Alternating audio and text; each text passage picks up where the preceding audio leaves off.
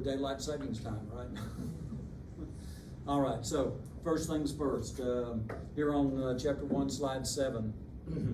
According to the FBI, how many gang members and how many gangs are there in the United States? You're looking at, just to kind of help you understand what we're looking for. There are about 33,000 violent street gangs, outlaw motorcycle gangs, and prison gangs in the United States, depending on who you talk to. Okay? Now that doesn't mean there's 33,000 of each one of those. It just means there's 33,000 in combination. Okay? So, but the FBI estimates that you've got 101.4 million gang members in all of that. But some analysts put the number at 850,000. So you're probably going to want to know all of that. Right?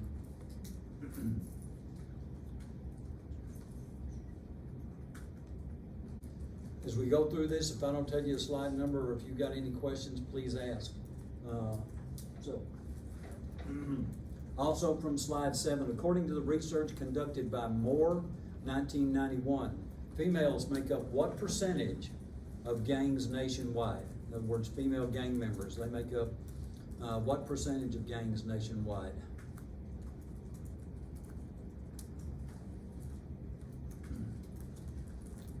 Okay. Lastly, from slide 7. According to the FBI, with these 33,000 violent gang members, these gangs account for what percentage of violent crime in most jurisdictions?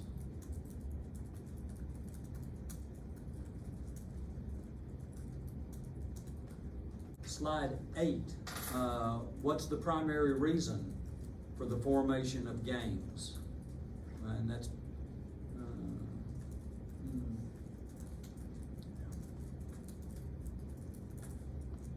primary reason for the formation of gangs.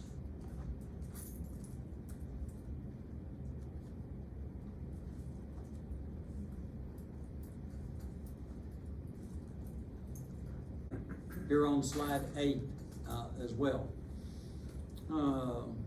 Based on the research conducted by Miller, 2011, what would be the criteria for identifying urban adolescent street gangs?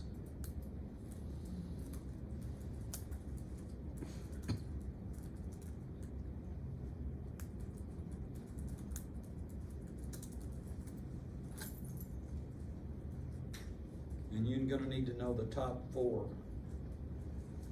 What was the first? Oh, yes, ma'am. Could you go back? I didn't get all 4 points. Okay.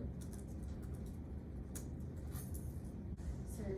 Yes. I watched a Kanye West interview, and he said like taking the gang members and putting them in jail is like disrupting America. What do you think about that? Like the leaders. You want me to give you the truthful answer about what I think about that? Yeah. He's an idiot. But you don't think the leaders that keep them in line, or no? Well, you know, when you talk about gangs being accountable for 48% of all violent crime in most jurisdictions, and in some jurisdictions 90% of violent crime, I don't know why you wouldn't want to hold them accountable for that. So I'm pretty much a law and order kind of person.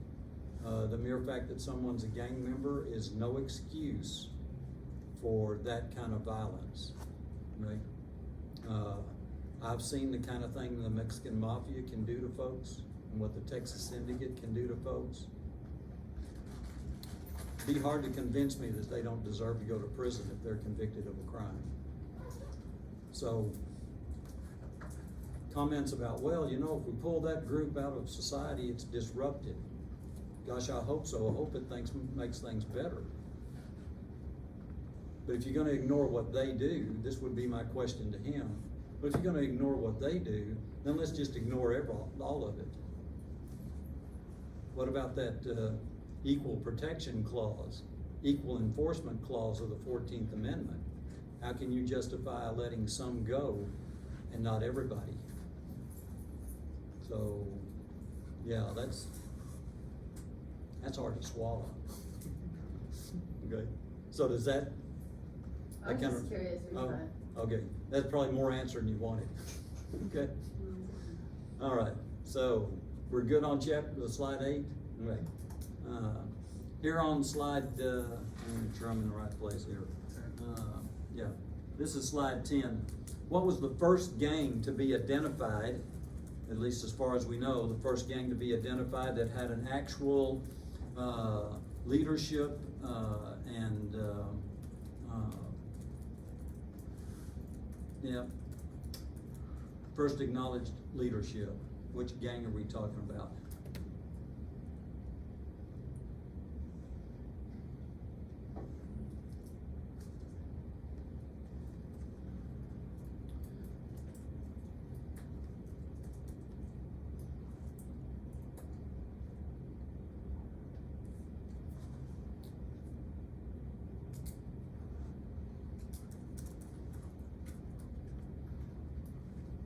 Okay, we're good there? All right. Slide 14, when we talk about the formation of gangs in New York, what factor or factors contributed to the formation of gangs initially in New York?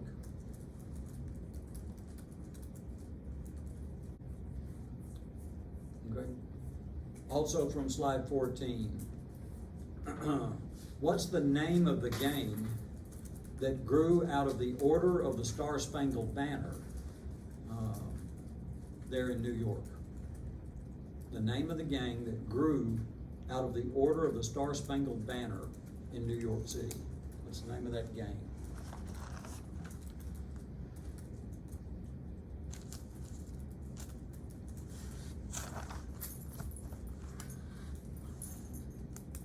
Here we are on slide 16. Give me a minute to make sure I'm in the right place. All right. What factor or factors contributed to the expansion of street gangs in the Northeast region?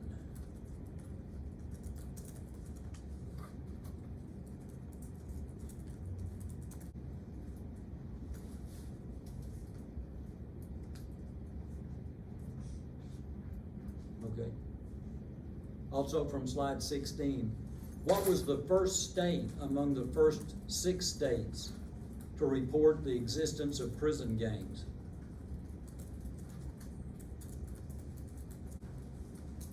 Okay, we're good there? Okay. All right, so here we are on slide 18.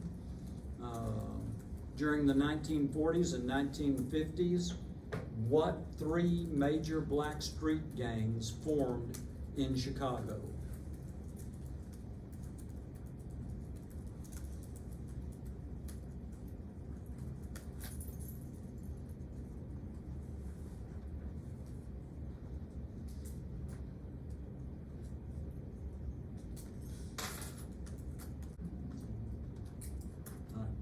Here on slide 19, in the mid-1970s, Latino, Black, and Caucasian gangs in Chicago formed loose alliances.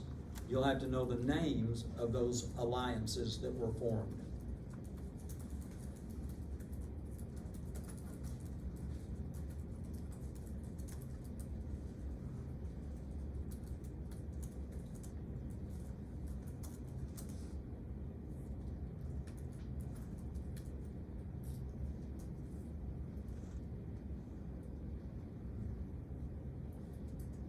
Also from slide 19, what percentage of homicides in Chicago are believed to be gang related?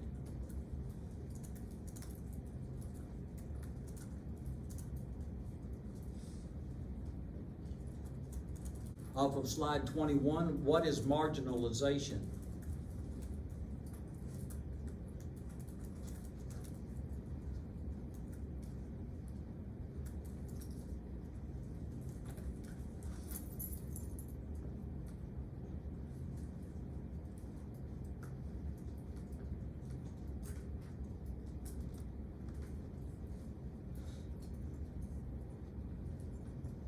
Also from slide 21, what factors contributed to the rise of gangs in Los Angeles?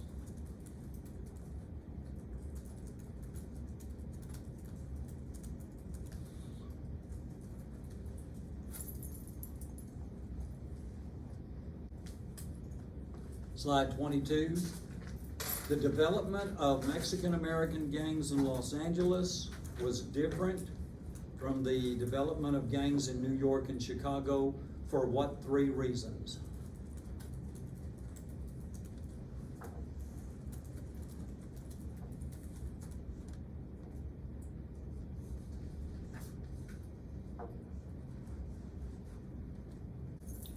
We're good there?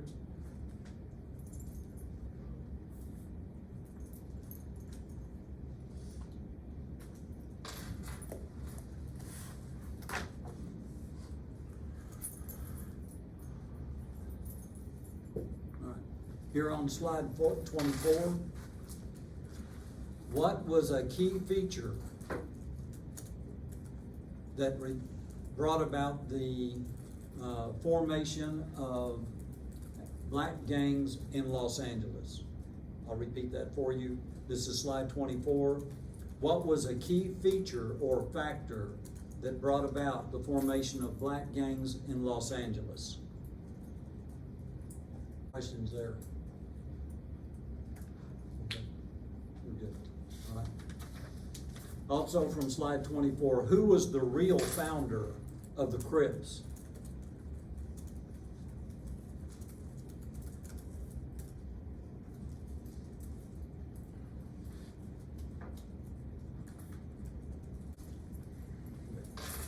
Here on slide 26, there are 2 gangs in Los Angeles considered to be transnational gangs, the 18th Street Gang and MS-13.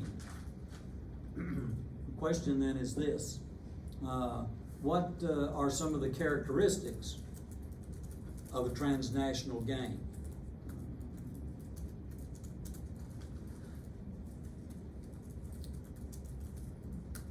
And again, you pretty much need to know the top 4. Slide 27. There are more gangs and gang members in Los Angeles than any other city, and approximately what percentage of homicides are gang related?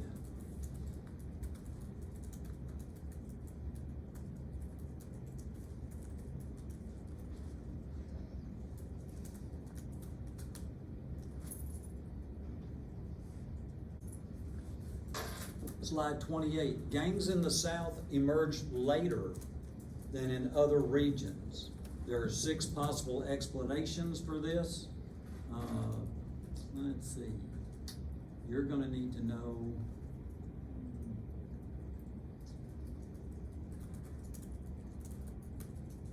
the bottom 5. Okay? Bottom 5.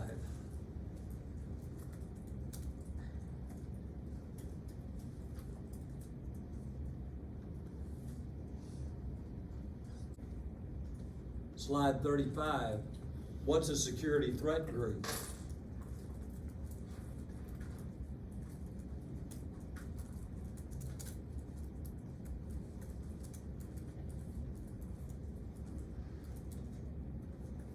Questions yet? Okay.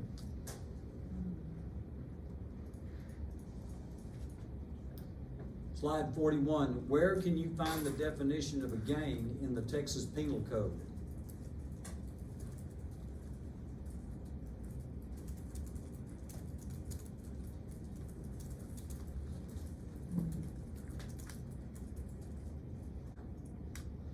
Slide 43, where in the Federal Criminal Code do you find the definition of a gang?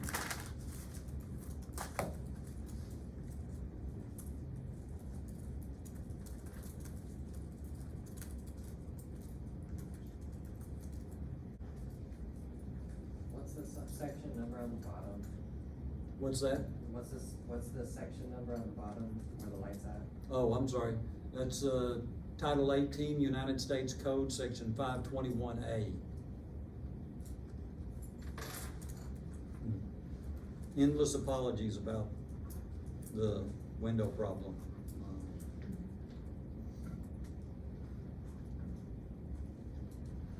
Okay, so we're good with that one? Okay, since I gave you the answer, you better not miss that one. Count on twice for it. Okay, so, all right. Slide 47.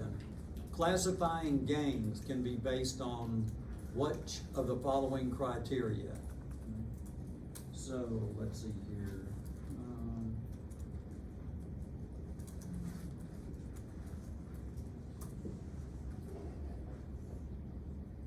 I hate to tell you, you have to know all of them, but, let's see. As you know, number 7, 8, 10, and 11. You'll be all right. Questions yet? All right.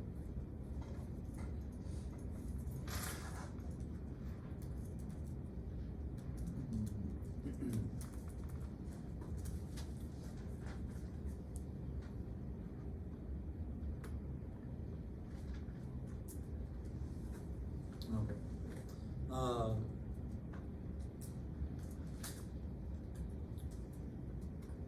Let's see here.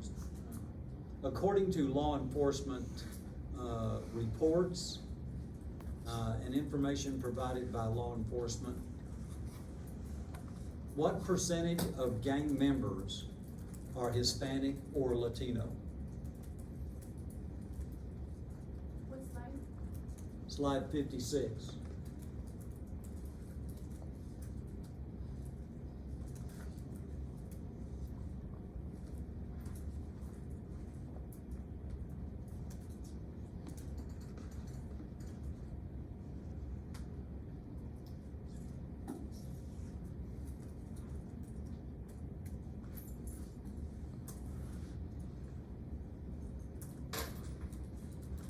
Slide 58. What percentage of gangs have some form of written rules for members to follow?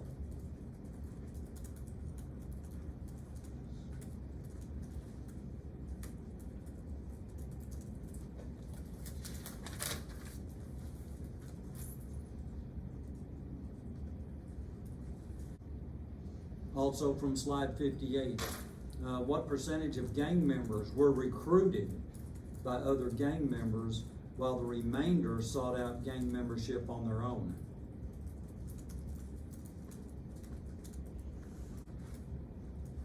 We're good there? Slide 60. Why are theories of gang existence developed?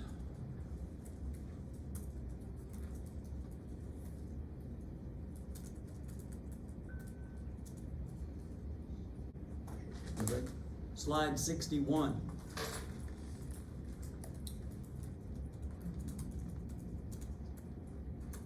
Which type of theories explain larger social occurrences?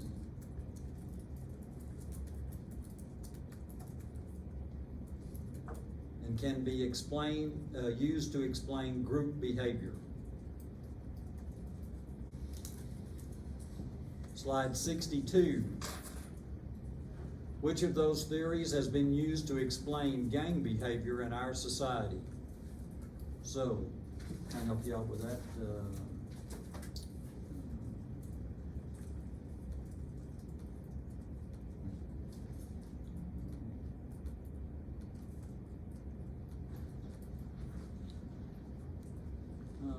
Yeah, I'll just help you out with that. Things like routine activities theory, differential association theory, strain theory, subculture of violence theory, labeling theory. If you know those, you'll be good. Okay. We're good with all of that? All right. Slide 63.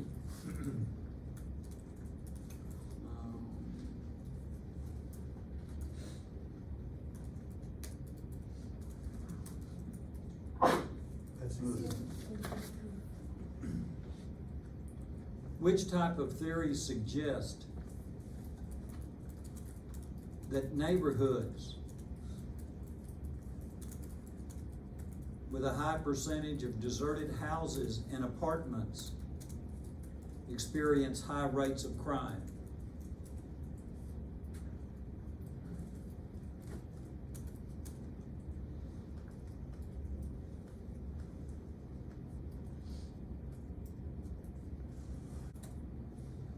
Slide 64.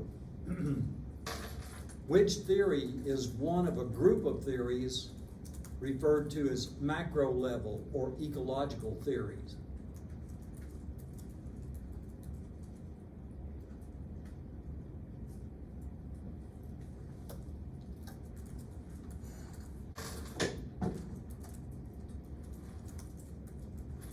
Okay, we're good there?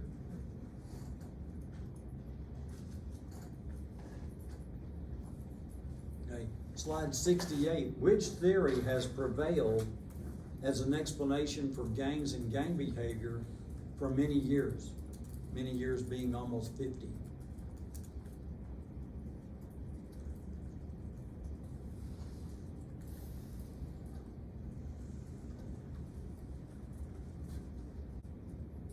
Okay.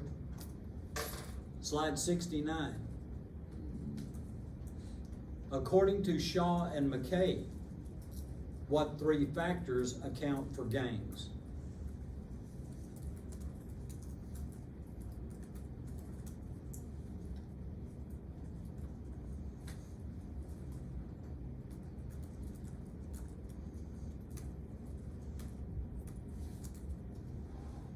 Slide 71.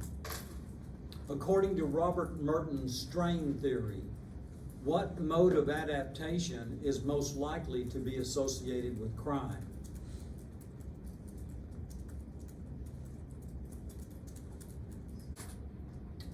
Okay, we're good there?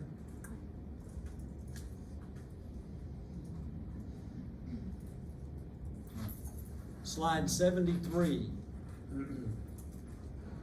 You have listed on slide 73, 1, 2, 3, 4, 5 techniques of neutralization developed in neutralization theory by Sykes and Matza. You'll have to know what those 5 techniques of neutralization are.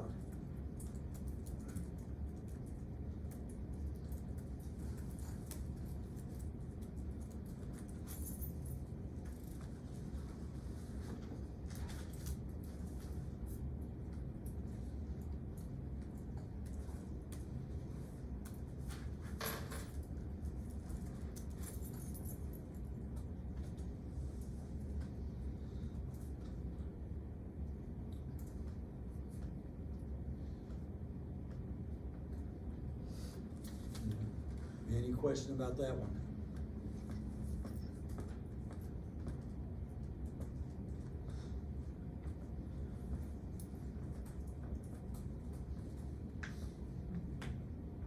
Slide 75. According to routine activities theory, what do you need in order for crime to occur?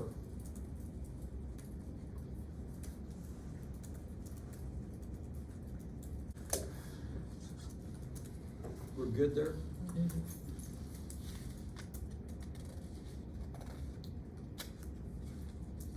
Slide 80. What theory was developed by Edwin Sutherland?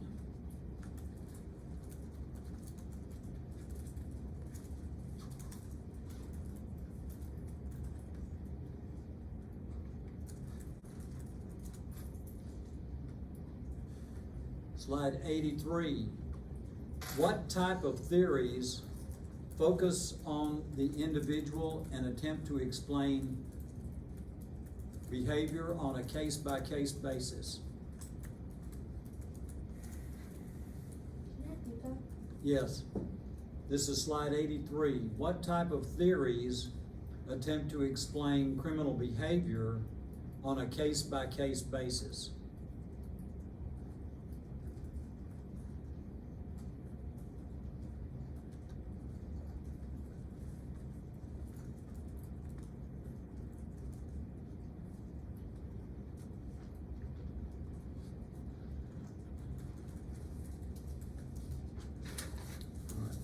We're good so far?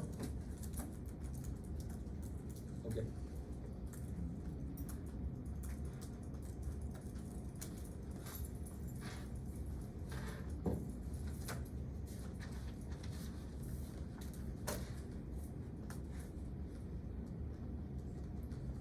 All right, so this is slide 112.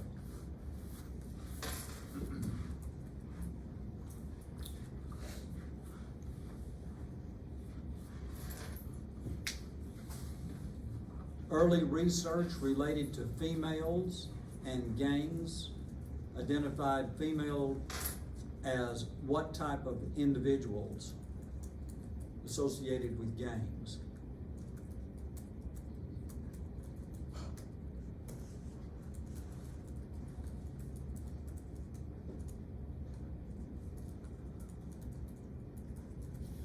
Let me put that another way, less confusing. According to early research, the role of females as auxiliary members in gangs served what purpose? Okay? Or what purposes?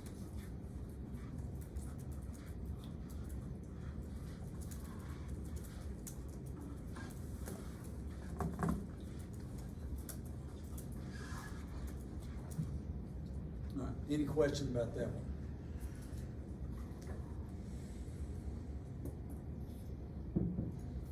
All right.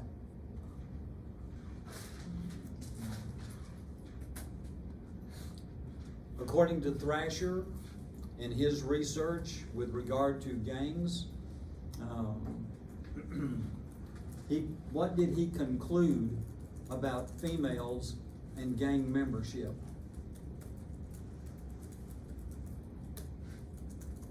What number was that? That's slide 113.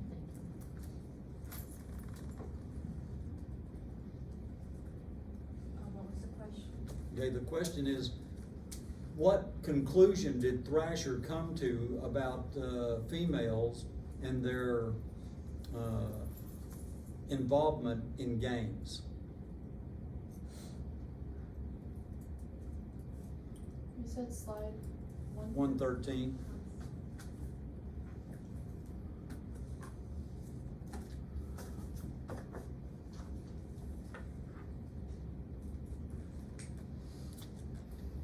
Any question about that one?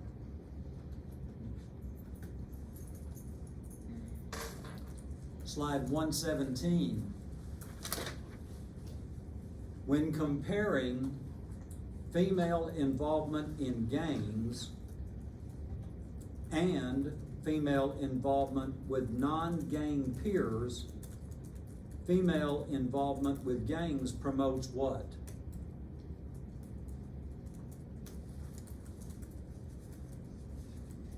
Can you repeat the question? Sure, but I charge a dime for that one. Okay, here we go. So again, we're on slide 117.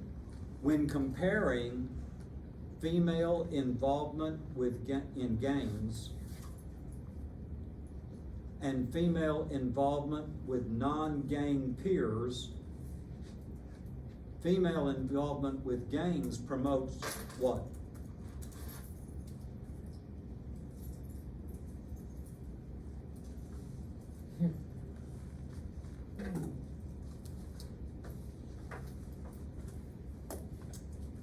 Okay, so we're good with that one? All right. Also from slide 117. When comparing gang involvement of males and females with the involvement of non-gang members, which of the following statements would be true?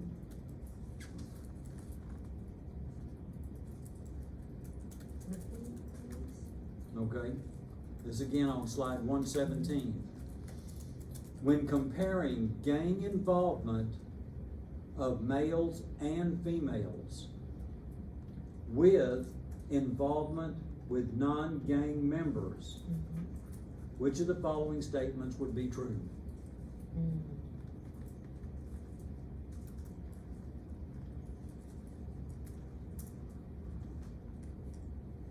Any questions about that one? I will tell you, that's based on the very last bullet on that slide.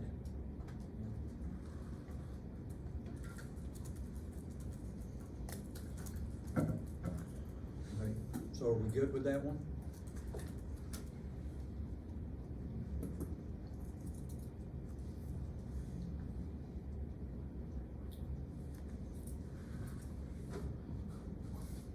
All right, here on slide 20, we're back to talking a little bit about the research conducted by Moore in 2007. You'll have to be familiar with the conclusions that he came to regarding female gangs. And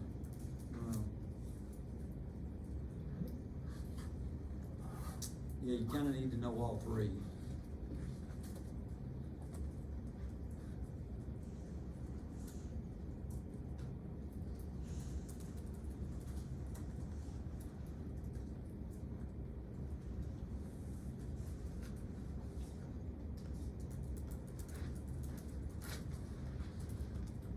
Any question about that one? Which slide is that? Slide 120.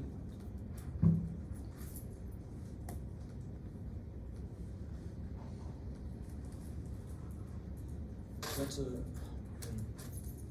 can y'all read that at all? Half of it, if you really look. Pretty strange stuff, yeah. Okay. I have a lot of clout, but I can't do anything about that bright light that's coming in. So, all right. So, any questions then about this one as far as what you need to know? Again, it's slide 120. Basically, you need to know the three conclusions that Moore came to with regard to his research about female gangs.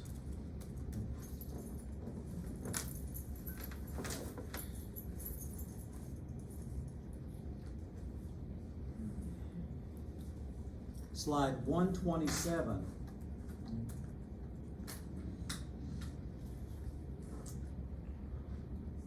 Based on the research that was conducted by Valdez here in San Antonio,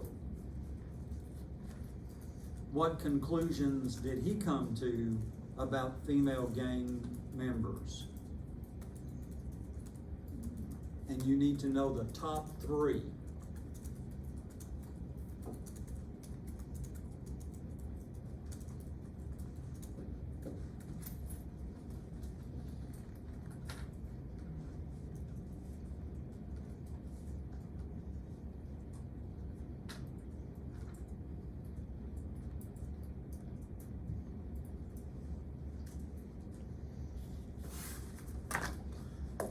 Okay.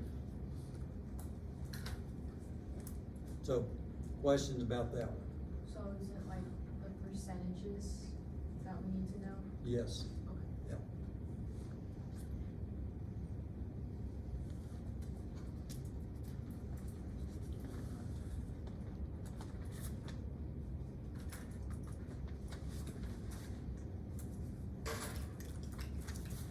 Slide 132.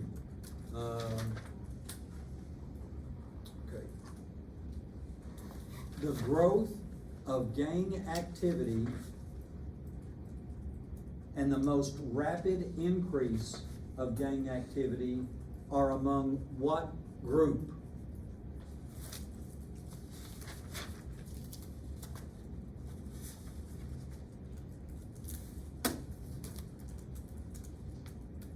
What slide was that, sir? Okay, this is slide 132. Thank you. Okay. And let me read that for you again. The growth of gang activity and the most rapid increase of gang activity are among what group?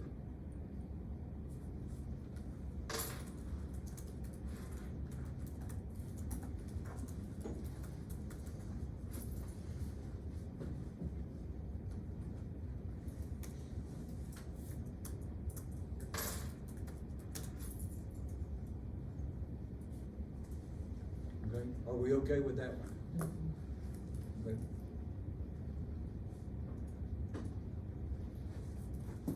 Slide 134.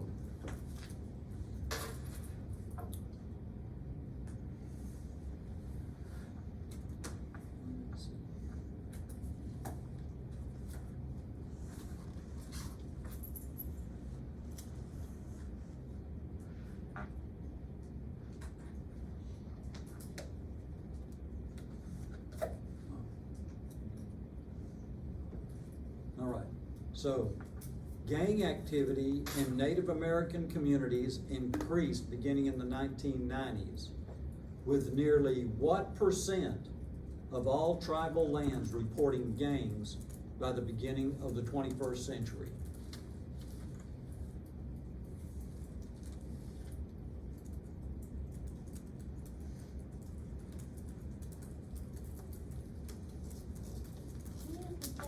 Sure.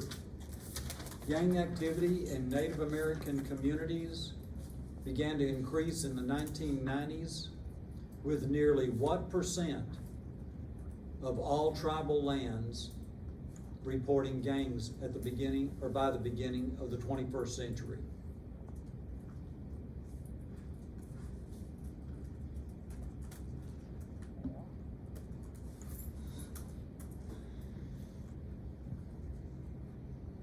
So, question about that one?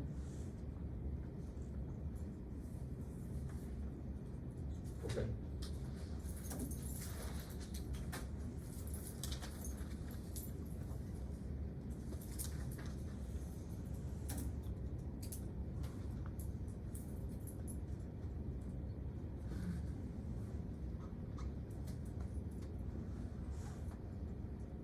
All right. Also from slide 134, hundreds of gangs have been reported in tribal lands, and it's estimated that approximately what percent of all Native American youth are part of a gang?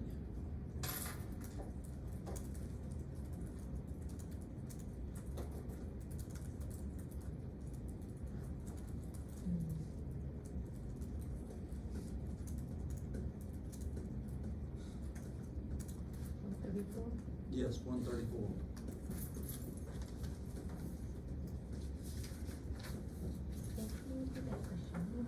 Sure, let me repeat that one. Again, this is slide 134. Hundreds of gangs have been reported in tribal lands, and it's estimated that approximately what percent of all Native American youth are part of a gang?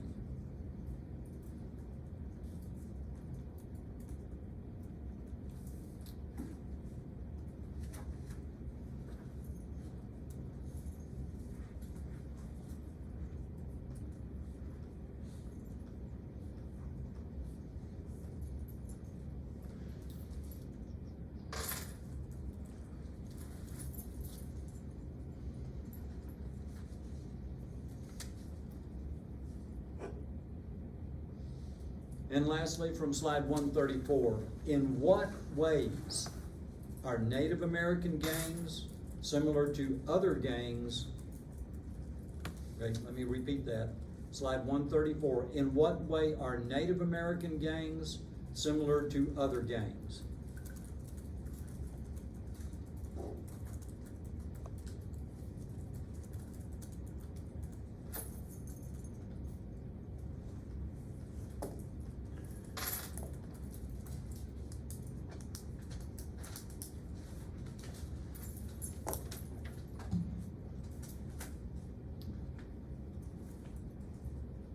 Questions there?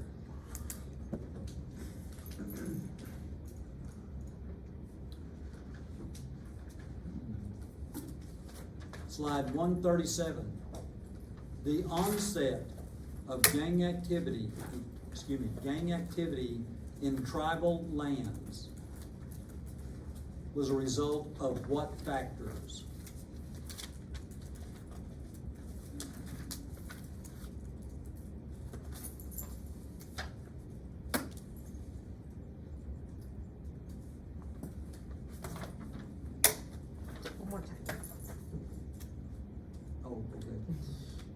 Yeah, this is slide 137.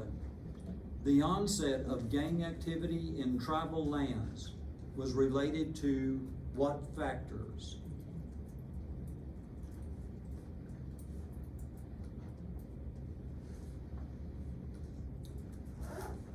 and you should know the bottom two.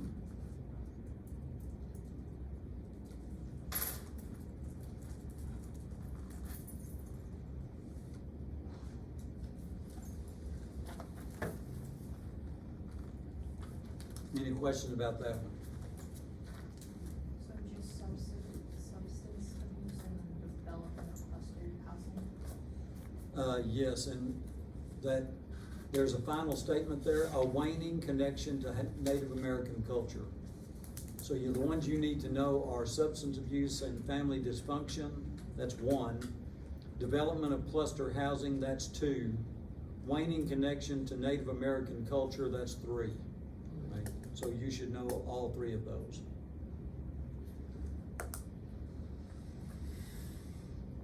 And if you need those repeated, I'll be happy to do that. We're good? Okay. Slide 138.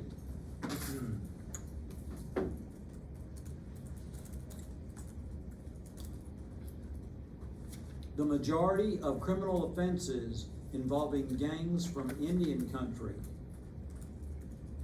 involve property offenses. What percent of offenses involve drugs?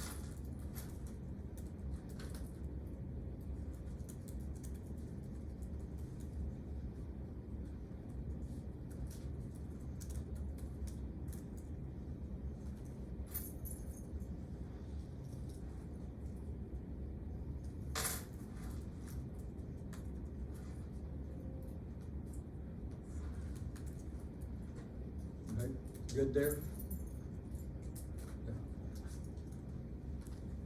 All right.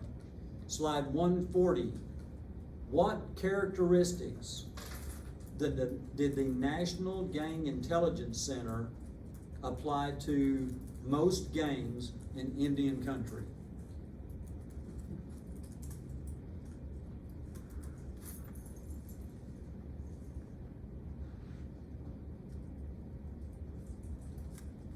Can you repeat that? Yes. What characteristics did the National Gang Intelligence Center find applicable to gangs in Indian country? That's not the way I said it the first time, is it? Okay.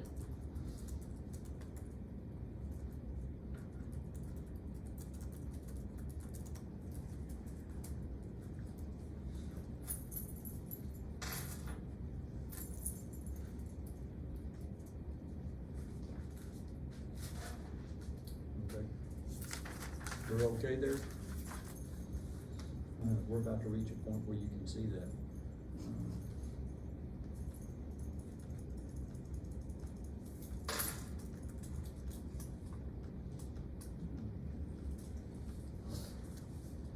This is slide 159.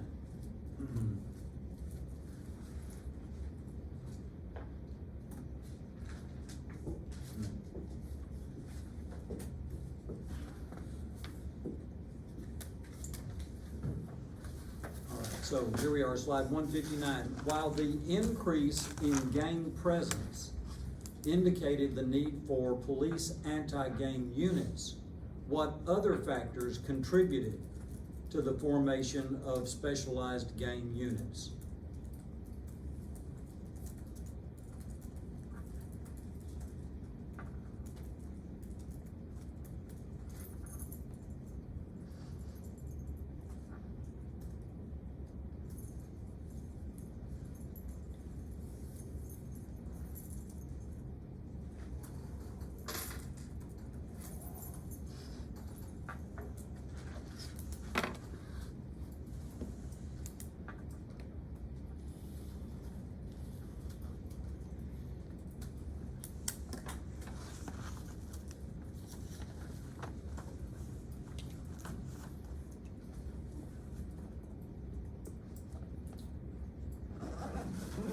We're good?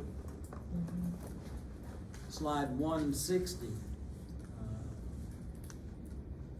This is sort of a shopping list of statements that indicate the need for the formation of police anti-gang units. So,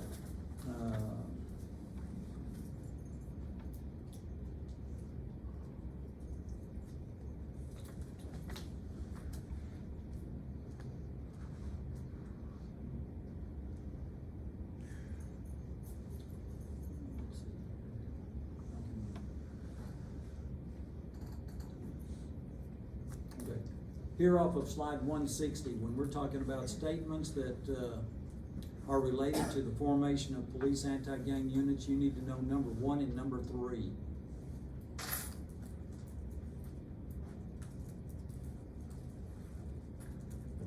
Because basically these statements are telling you why it was necessary to form those units. You said number 1 and 3? 1 and 3.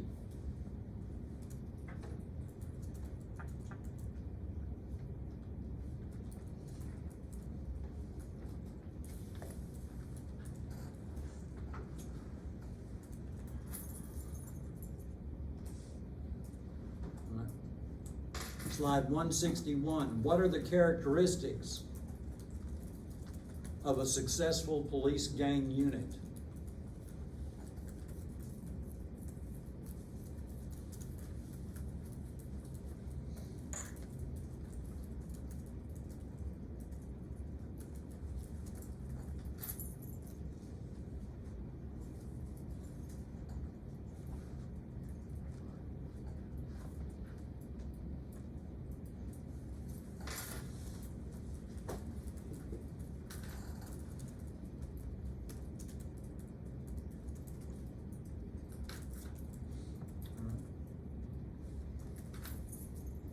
We're good there?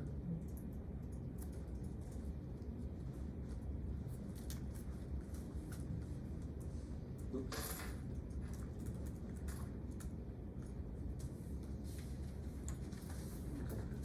Off of slide 163, what's a moral panic?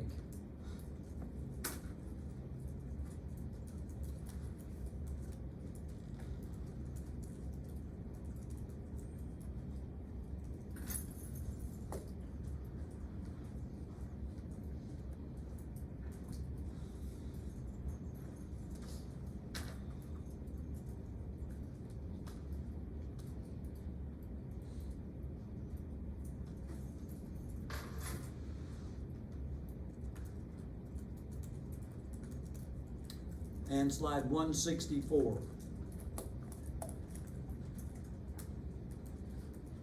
What type of police strategy is deemed most successful in reducing gang violence in communities?